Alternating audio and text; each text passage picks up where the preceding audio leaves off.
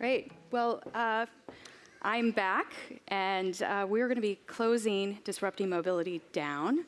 So when I started this whole event, I asked you if you were ready to disrupt mobility. So the big question now is, are you ready to move beyond disrupting mobility? Yes? Do you feel well prepared for this? Well, I have a fantastic speaker that I'm truly honored to introduce, who I've come to know over the last year and a half, and her name is Ceille, and she is the CEO of Zipcar. And I have been a big fan of Zipcar for a long time. I think they're one of the first shared mobility companies that ever was willing to share data with us, and that has advanced, I think, the state of knowledge in this space tremendously. And we're also honored because Zipcar chose very early on, when we told them that we had this idea to create this event, to become a notable sponsor. And they are the host city sponsor for this event. And I know many of you joined us at Zipcar on Wednesday evening, which was a fabulous activity. So I'd like to introduce Kaye by telling you that she has over 2 decades of experience with Avis Budget Group. She more recently was the managing director in the UK for Avis before joining Zipcar in February of 2014. She also has not owned a vehicle in 20 years. She has driven one. Not very well. Kaye, we won't tell anybody about that. Driver training is always an option. And very recently, she was asked to join the board of Susan G. Komen Foundation. And for those of you who have been tweeting that there hasn't been enough female presence, I think Kaye and I would like to convince you that the women in the house are here, and we are going to close this show down. So with that, I welcome Kaye.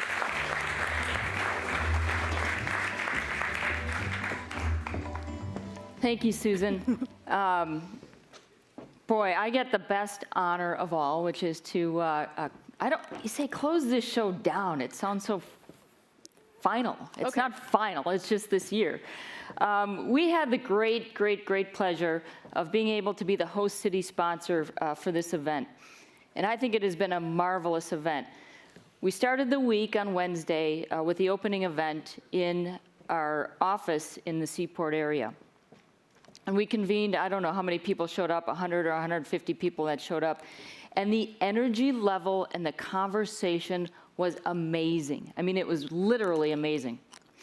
I know a number of people went off to dinner, and I know the conversation carried on. I heard that yesterday's conversation was pretty fiery and a little feisty, I might add. And then this morning, when I came in and I listened to the first panel discussion, I know we have all been to a number of conferences in our life. I will say this one really takes precedent and really rises to the top in terms of quality of discussion, quality of debate, and quality of content. So, you know, putting something like this on is really remarkable. So I'd like to thank Susan, Philip, Florian, for all of their contributions, to get this off the ground. I'd also be remiss, you know, these conferences take time, money, and resources. And again, Zipcar being the host city sponsor is good, but we can't do it alone either. The key message in there is money, right? So I would also like to take a minute to thank all the other sponsors who participated in this as well, because we would certainly like to make sure this happens again. Thank you.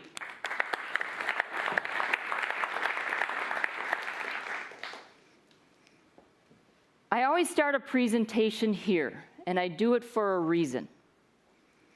Our mission at Zipcar is our North Star. It's our moral compass.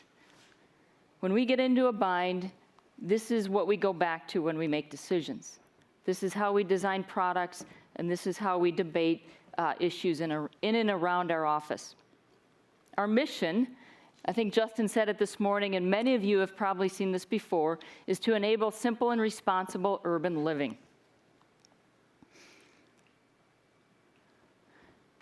But above and beyond that, I want to tell you a little bit about Zipcar and what's been going on at Zipcar lately. And the first thing I want to start with is that 15 years ago, I almost said today, it's not today, 15 years ago, for the past year, we have been celebrating our 15th birthday. Right here in this city, our founders had a great idea.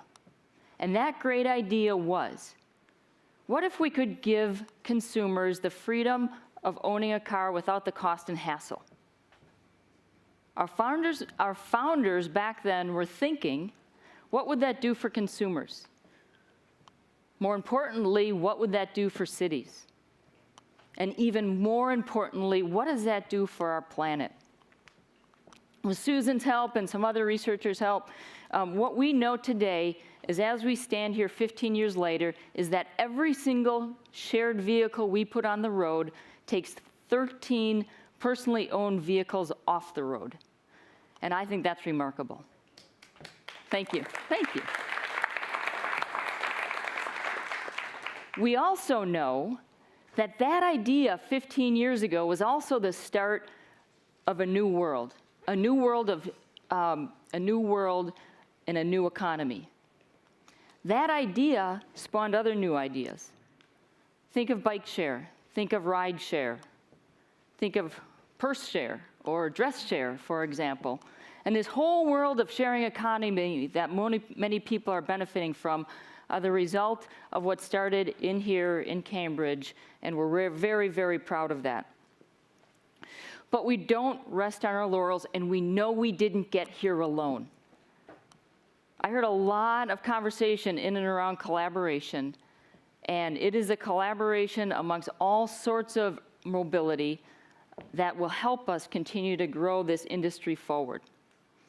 So I know there's a few folks from Lyft here, and I know we've spoken to the folks at Bridge, Uber, bike share, ride share, peer-to-peer, and you name it.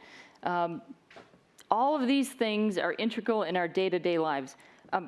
Let me just take, I can hardly see, but I might be able to see this. Show of hands, who uses multi-modes of transportation? All right, that's what I thought. I love an audience like this. So what's important here is that all of the innovation and disruption that's going on is creating choice for consumers.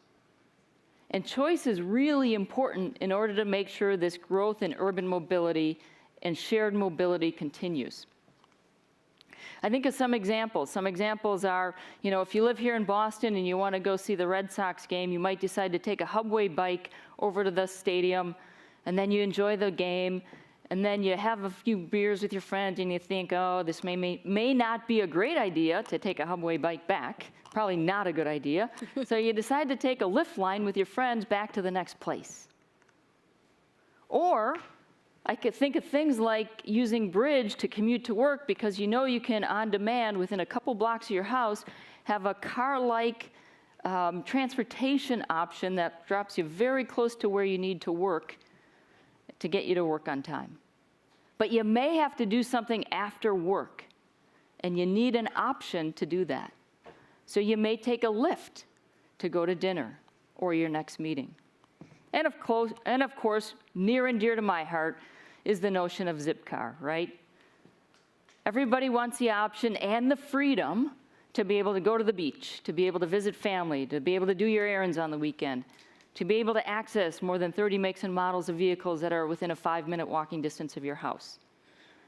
So the convergence of all of these transportation options are available to consumers today, so it is not just one organization, it's not just Zipcar that's successful, it's all of us combined. And what we talked about over the last couple of days, and we continue to talk about, is how do we collaborate better together to make sure that this grows even better and faster to more people going forward. So that's good. We're good. We're doing well. But the reality is, what's next, right? Mitchell, I walked in while you were speaking. I don't know where he is. I can't see that well. Mitchell, I walked in while you, oh, there you are. While you were speaking, and my line on here was saying, we think about all these things that at one point in time were sci-fi kind of things, science fiction kind of things. As I looked at your presentation, it's still science fiction kind of things. But things like self-driving cars, or robots delivering packages, or computers listening to you and then talking back to you once was a thing that we thought just was on TV. But that's not the case anymore. Think about it. With the onset of, I guess I'll focus my conversation for a quick moment on self-driving cars, right? We think it's the most disruptive, perhaps the most beneficial disruption in the world of transportation. Today, if you make a Zipcar reservation, you go on your app, you make your reservation, and you walk a half a block, maybe a block and a half to get to your car, and you go on your way, and you return it to the other end, and life goes on. Tomorrow, that vehicle, you make your reservation, and that vehicle comes right to you. And that's good, but it's really not good enough. And what's the benefit? What's the benefit to the city, and what's the benefit to the planet? The car in the future will be smart enough to know that there is a member waiting for a reservation 1 block over, so it'll go right from your destination to the next member, and the virtuous cycle continues.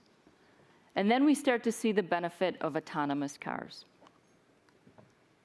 Think about it. If I take a look at the same example of going to Fenway Park.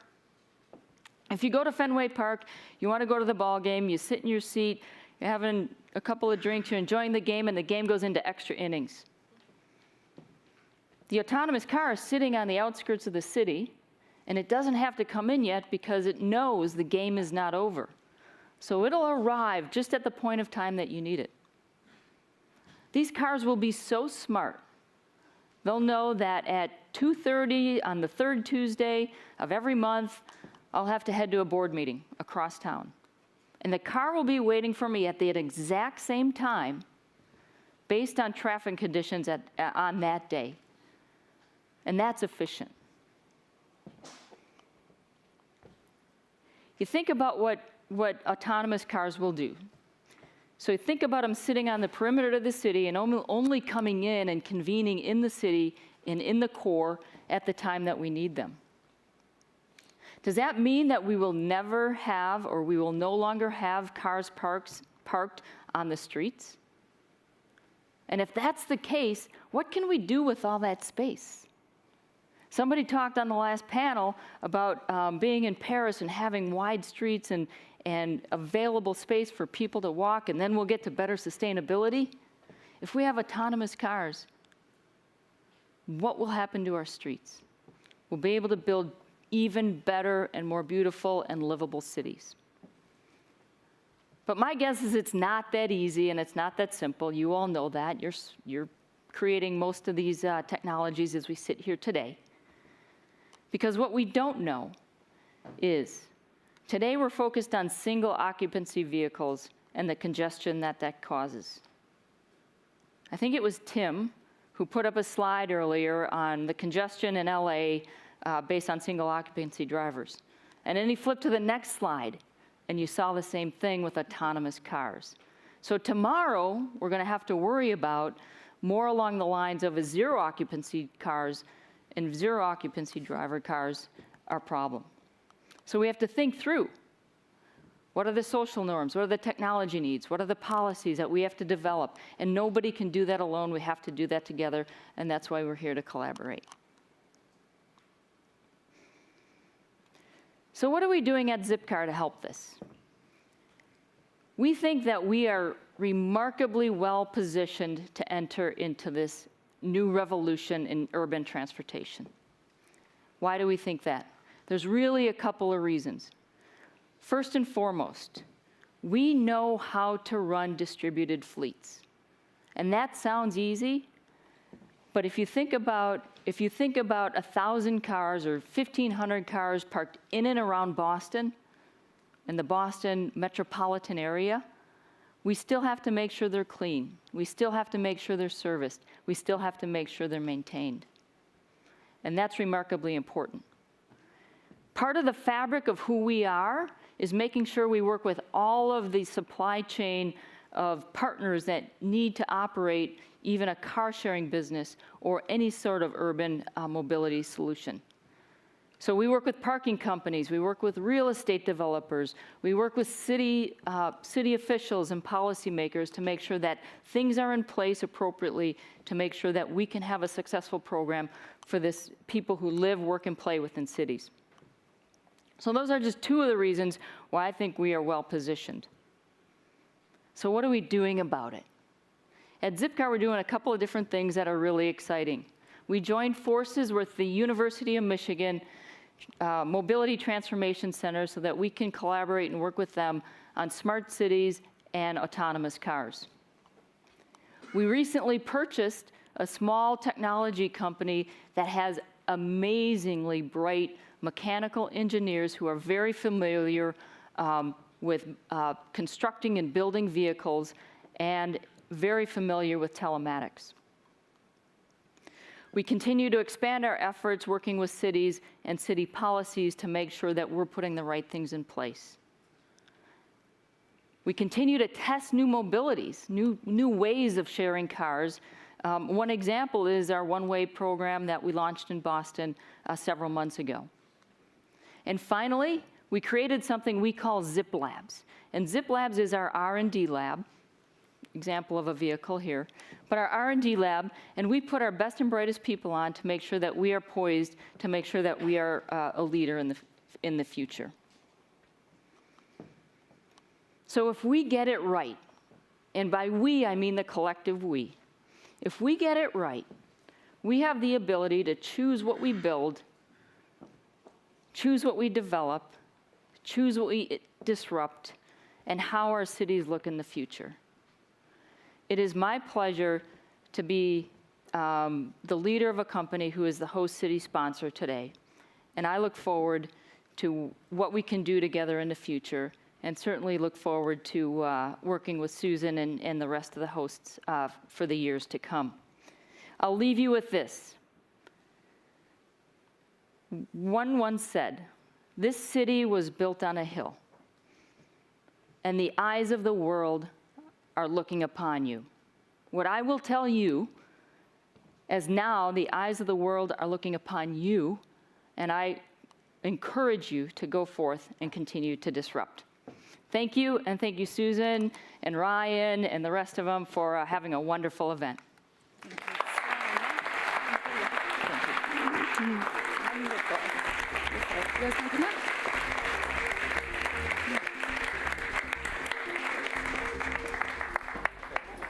Thank you so much, Kaye. And with that, our conference has ended. I have just two quick announcements here, I think, before we wrap up. The first is that those of you who have signed up for the tours around Boston, I believe the bus leaves at 3, or transport's leaving at 3 o'clock from downstairs. So if you've signed up for that, keep an eye out for that and enjoy lunch. We're about to adjourn to lunch here from 1 until 2 or so, and then on to the tours.